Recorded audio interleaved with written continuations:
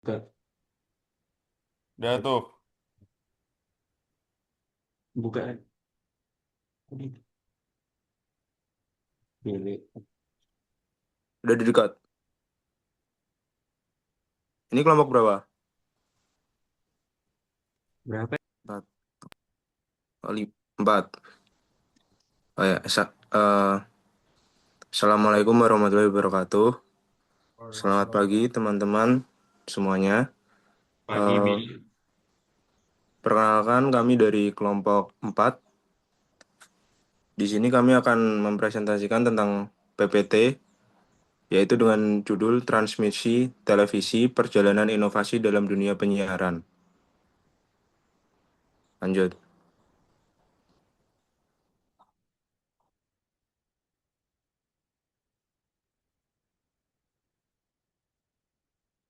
Sini kami beranggotakan 9 orang ya. Yang pertama ada Eleonora dengan NIM akhir 095, kemudian ada Ahmad Haji dengan NIM akhir 096, kemudian ada Farel Wilderness dengan NIM akhir 097, kemudian ada Nindra Asmara dengan NIM akhir 098, kemudian ada saya sendiri, Jafran Akila dengan NIM akhir 099, kemudian ada Nawaf Ikhwanuddin dengan NIM akhir 100, kemudian ada Desta Nurdiansyah dengan NIM akhir 101, kemudian ada Rajwa Sultan dengan NIM akhir 102, kemudian ada Muhammad Rasya dengan NIM akhir 103. Bisa dilanjut.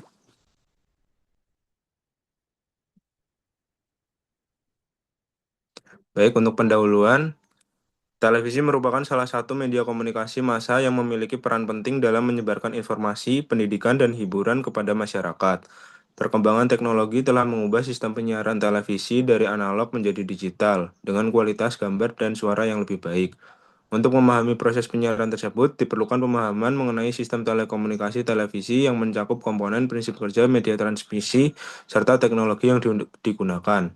Pembahasan ini menjadi semakin penting seiring dengan migrasi televisi digital di Indonesia melalui program analog switch off atau ASO yang menandai era baru penyiaran yang lebih modern, efisien, dan berkualitas.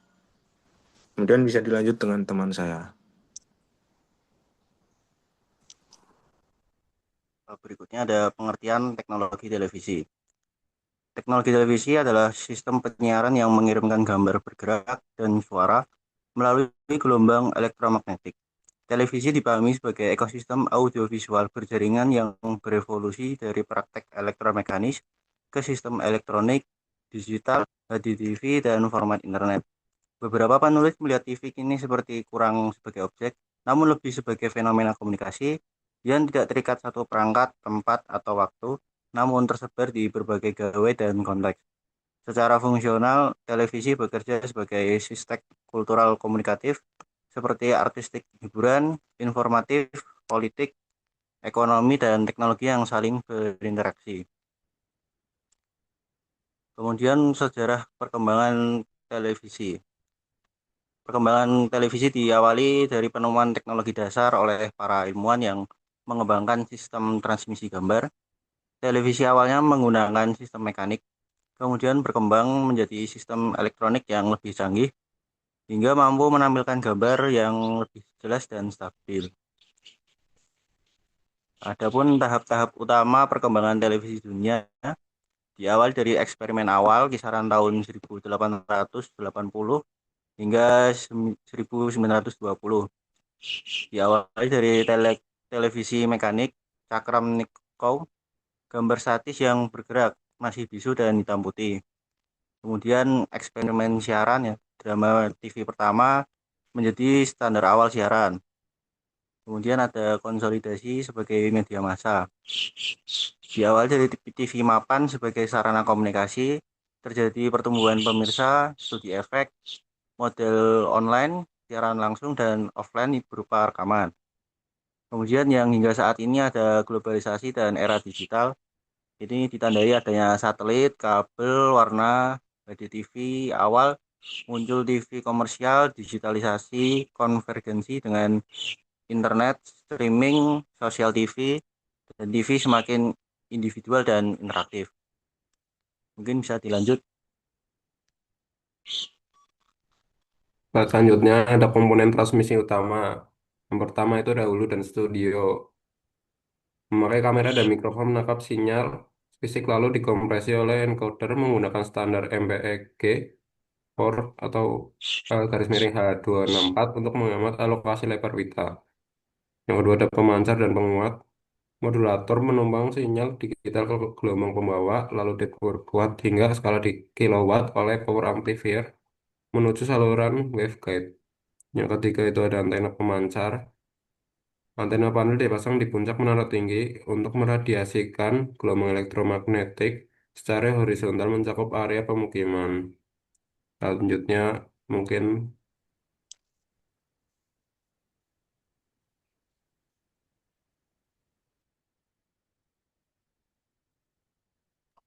Oke, baik. Kita lanjut. Kali ini kita masuk dalam pembahasan prinsip kerja televisi. Prinsip televisi bekerja dengan mengubah sinyal audio dan video menjadi gelombang elektromagnetik yang dipancarkan oleh stasiun pemancar. Kemudian antena televisi menerima sinyal tersebut, kemudian tuner memilih kanal yang diinginkan.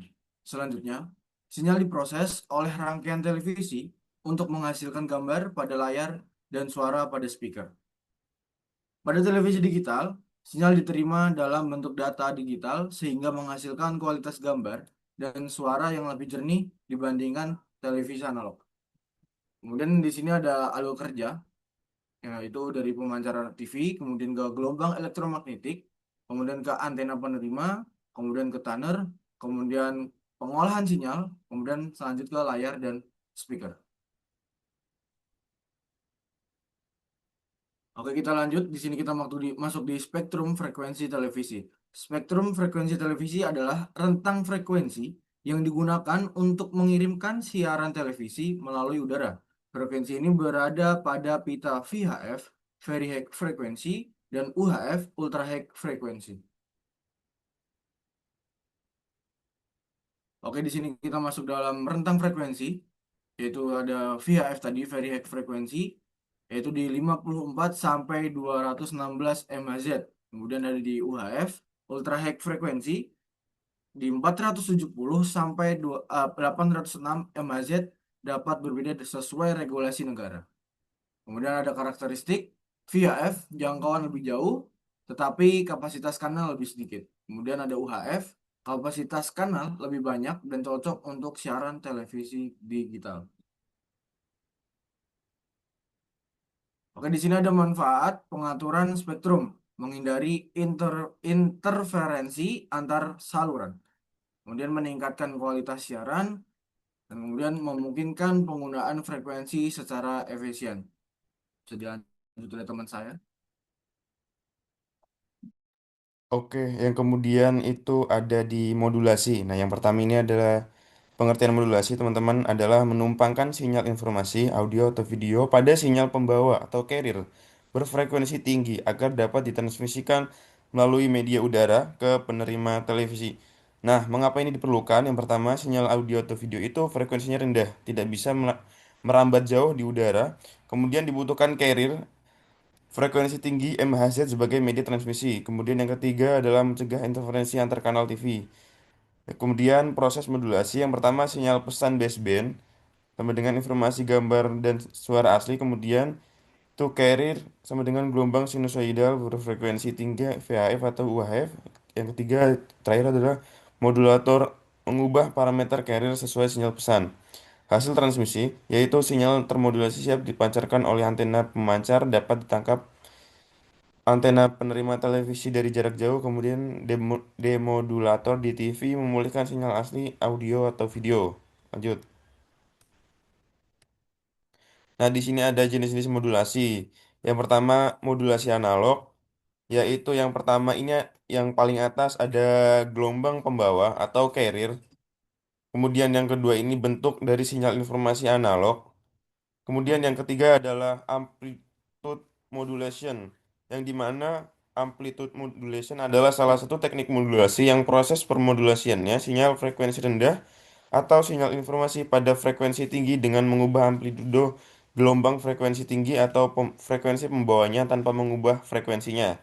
Yang kemudian ada frekuensi modulation atau FM, yang dimana adalah teknik pengiriman informasi yang berbentuk frekuensi rendah dengan cara memodulasi frekuensi gelombang pembawa yang berfrekuensi tinggi. Kemudian yang terakhir ini ada phase modulation adalah merupakan suatu teknik modulasi yang merepresentasikan informasi sebagai variasi atau fasa dari sinyal pembawanya. Nah, yang kemudian yang di sebelah kanan ini adalah modulasi digital. Nah, yang paling atas itu ada kode biner, kemudian yang di bawahnya ini adalah bentuk dari sinyal informasi digital. Kemudian di sini yang pertama ada amplitude shift keying, yang di mana itu salah satu bentuk modulasi yang gelombang pembawanya dimodulasi berdasarkan amplitude sinyal informasi digitalnya. Kemudian ada frekuensi shift keying, yaitu bentuk modulasi digital yang gelombang pembawanya dimodulasi berdasarkan pergeseran frekuensi. Kemudian frekuensi shift keying. Kemudian yang terakhir itu ada passive keying, adalah bentuk modulasi yang proses permodulasian menggunakan cara pergeseran pasa. Oke, lanjut.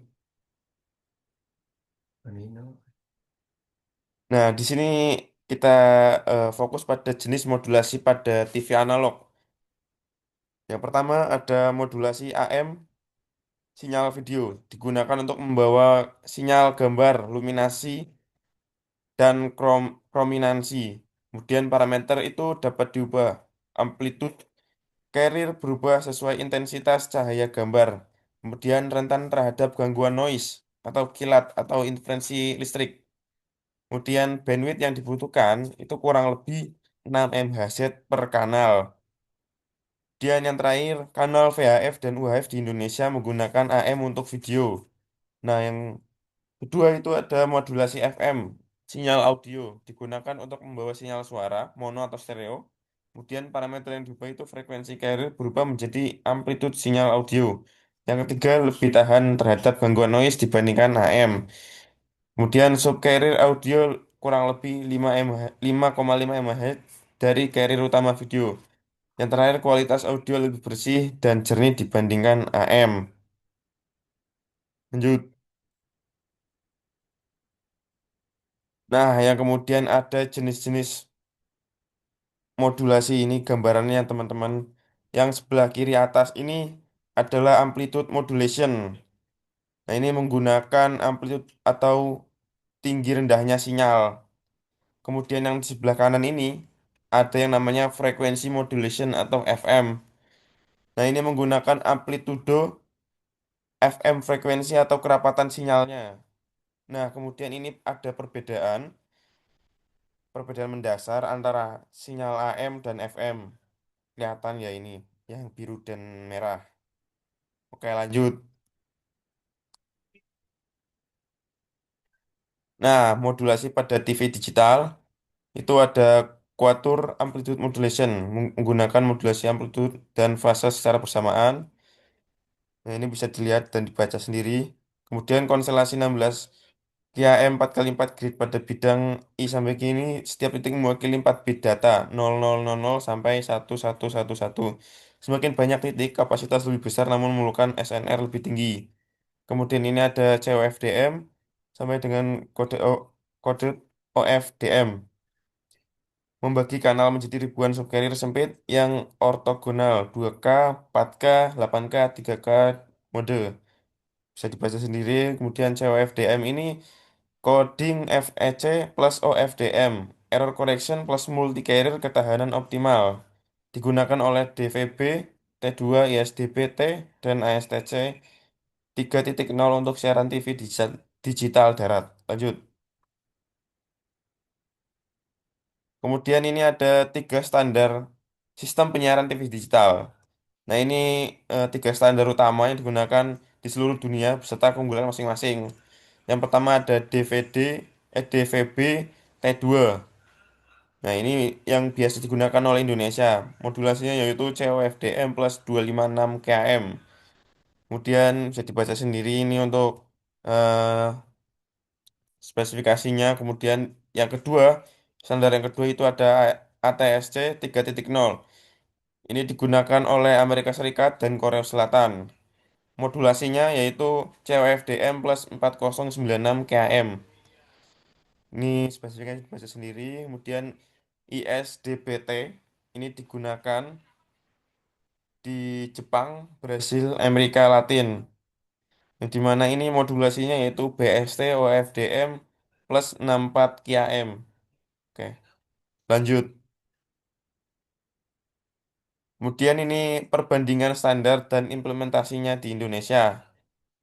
Bisa dibaca sendiri antara aspek standarnya, kemudian ini ada modulasi utamanya, kemudian ini maksimum bitrate-nya. Nah, setiap standar dan eh, standar di masing-masing negara itu memiliki kelebihan dan kekurangannya masing-masing. Namun di Indonesia ini menggunakan DVB-T2, di mana secara resmi beralih ke DVB-T2 analog switch off pada 2002 menggunakan MPEG 4 AVC untuk kompresi video, mendukung SD dan hingga HD beroperasi pada pita UHF kanal 22 sampai 48.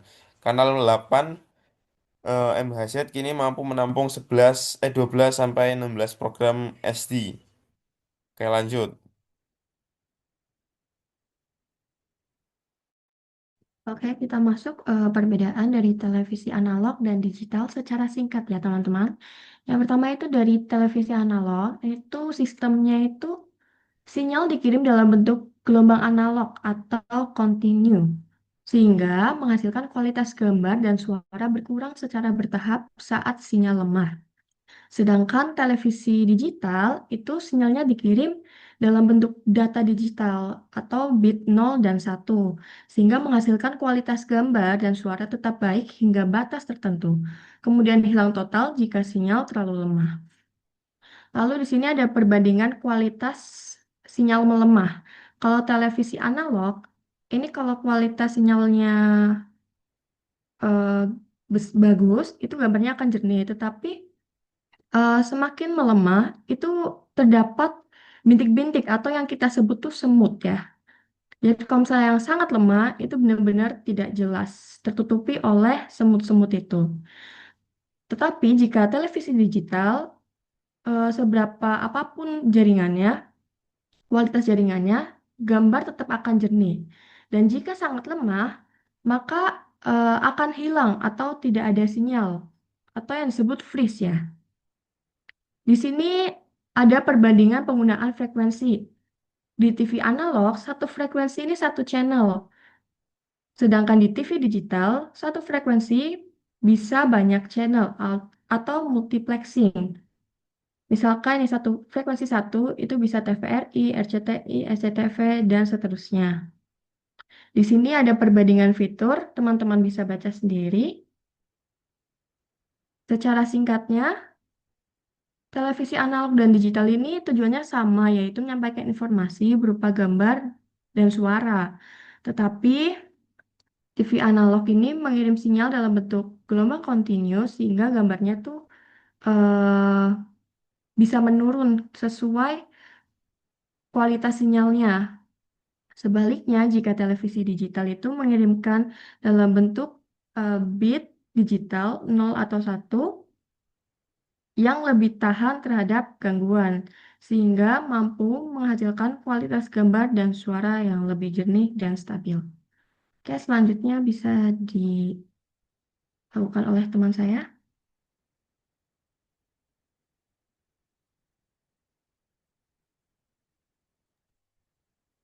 Oke, selanjutnya untuk jenis-jenis transmisi televisi.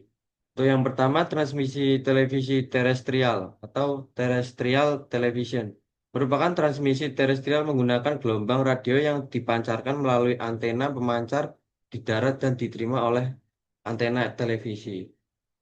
Untuk kelebihan dan kekurangannya yaitu kelebihannya tidak memerlukan biaya berlangganan, kemudian instalasi penerima relatif sederhana.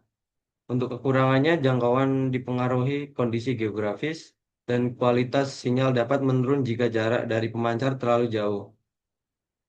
Untuk contohnya itu ada siaran TV digital DVB tadi yang digunakan di Indonesia. Kemudian yang kedua ada transmisi televisi satelit atau satelit television, yaitu sinyal televisi dikirim dari stasiun bumi ke satelit, kemudian dipancarkan kembali ke wilayah yang sangat luas dan diterima oleh antena parabola. Untuk kelebihannya yaitu dapat menjangkau daerah yang sangat luas, termasuk daerah terpencil, kemudian kualitas gambar dan suara cukup baik. Untuk kekurangannya yaitu membutuhkan antena parabola dan sinyal dapat terganggu saat hujan deras. Oke, next. Untuk yang ketiga yaitu transmisi televisi kabel atau kabel television. Yaitu sinyal televisi dikirim melalui kabel koaksial atau serat optik dari penyedia layanan ke pelanggan. Untuk kelebihannya, kualitas sinyal lebih stabil, tidak terlalu terpengaruh oleh kondisi cuaca. Untuk kekurangannya, memerlukan biaya berlangganan, jaringan hanya tersedia di wilayah tertentu. Contohnya MNC Vision dan First Media. Untuk yang keempat yaitu transmisi televisi internet atau IPTV, yaitu mengirimkan siaran televisi melalui jaringan internet menggunakan protokol IP. Untuk kelebihannya yaitu fleksibel dan dapat diakses dari berbagai perangkat. Kemudian mendukung fitur tayang ulang dan video on demand. Kurangannya yaitu membutuhkan koneksi internet yang stabil, kualitas tayangan bergantung pada kecepatan internet. Contohnya yaitu video dan Vision Plus. Oke, selanjutnya akan dijelaskan teman saya.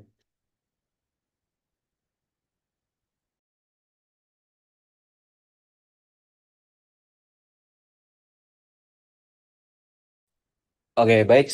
Selanjutnya kita akan masuk ke gangguan transmisi beserta studi kasusnya.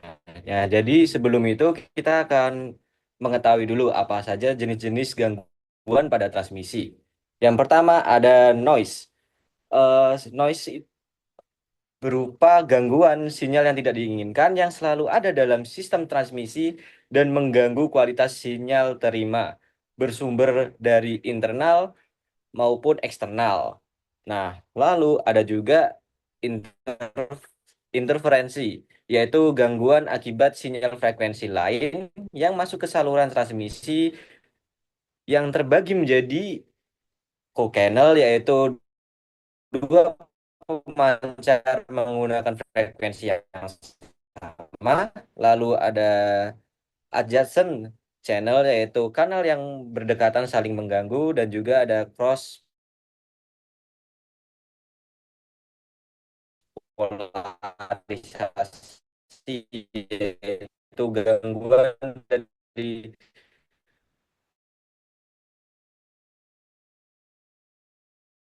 pengguna frekuensi yang sama dengan daya pancar yang berbeda. Bisa dilanjut, Mbak Nora?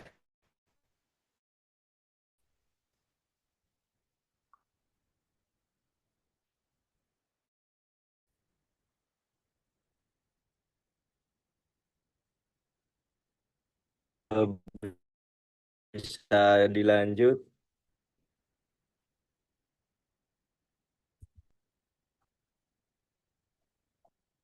Ada fading.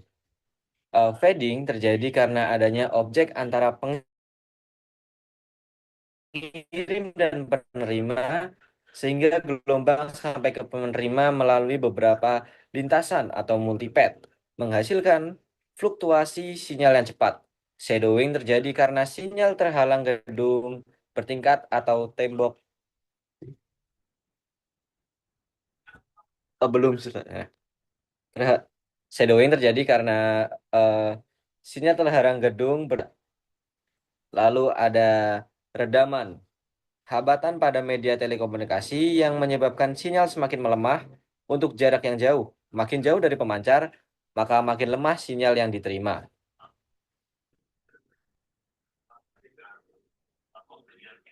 Bisa di slide selanjutnya, Kak. Mbak Nora. Oke. Nah, lalu dari gangguan-gangguan tadi, itu berdampak apa sih pada TV analog dan juga TV digital? Pada untuk TV analog, gambar berbayang, bintik semut, dan juga suara menjadi berdesis. Lalu untuk pada TV digital, cliff effect, yaitu sinyal di bawah ambang batas langsung hilang total tanpa degradasi bertahap. Oke, untuk selanjutnya bisa menuju slide selanjutnya, Pak.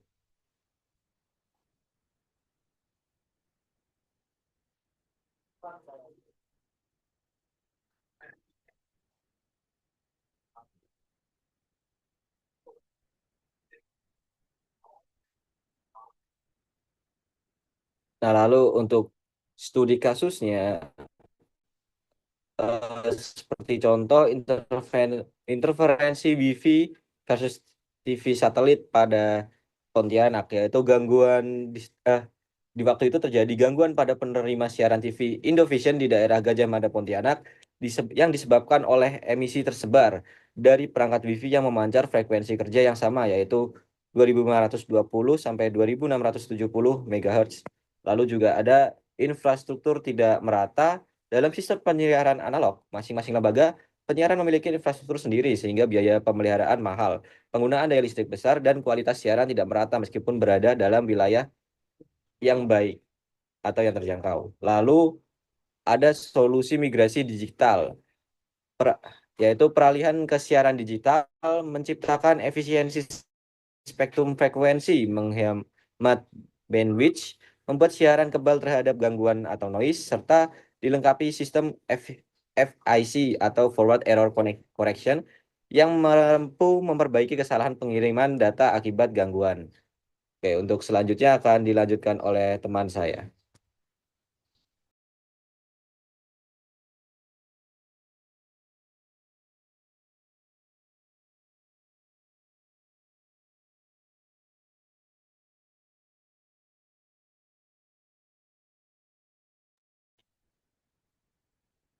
Ya teman-teman, di sini saya akan melanjutkan materi tentang kelebihan dan kekurangan media transmisi. Di sini ada poin pertama yaitu kabel tembaga, twisted pair atau koaksial, yang dimana mempunyai kelebihan biaya instalasi awal murah, teknologi matang, dan sangat mudah diimplementasikan untuk jaringan lokal. Nah, namun kekurangannya yaitu jarak jangkauan terbatas, rentan terhadap interferensi elektromagnetik, dan bandwidth relatif kecil. Kemudian di poin yang kedua yaitu serat optik atau fiber optik. Di sini kelebihannya yaitu bandwidth sangat besar, kecepatan gigabit. Nah, namun redaman sinyal sangat rendah dan 100% aman dari interferensi elektromagnetik.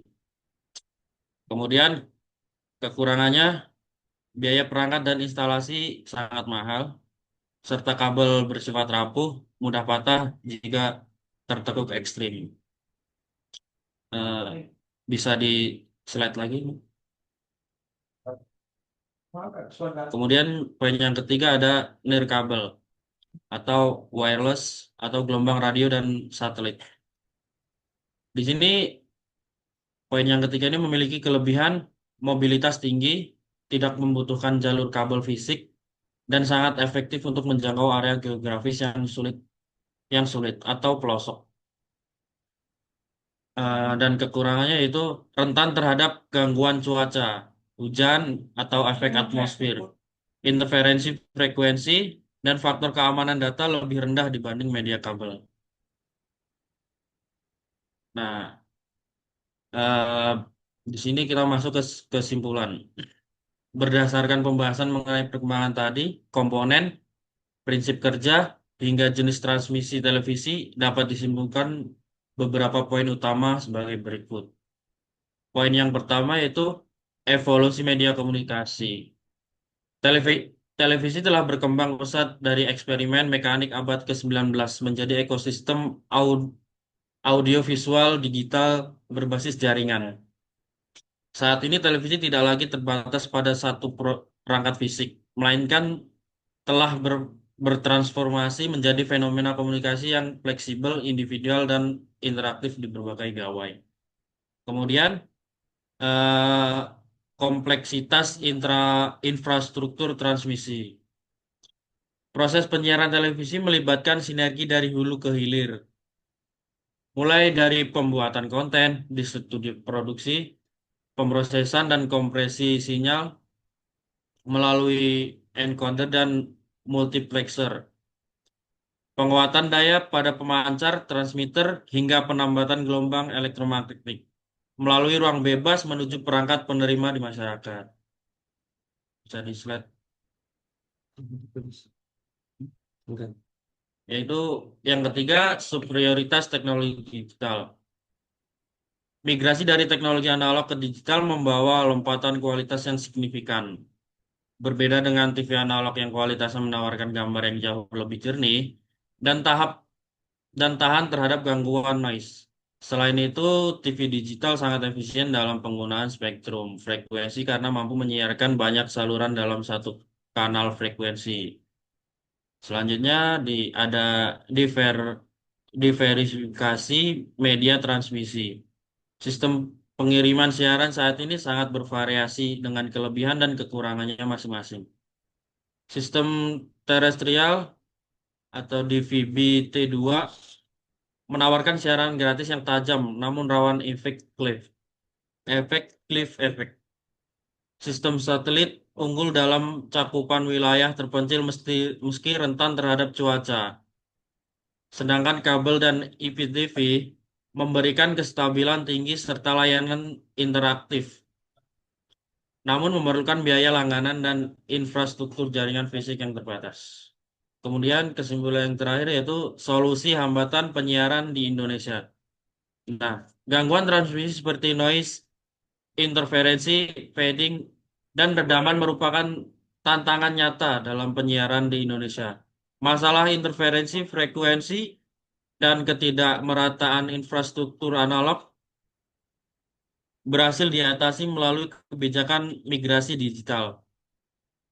Nah, langkah ini tidak hanya menciptakan efisiensi spektrum dan menghemat daya, tetapi juga memastikan kualitas siaran yang lebih merata, bersih, dan canggih bagi seluruh masyarakat. Mungkin dari saya itu saja. Terima kasih.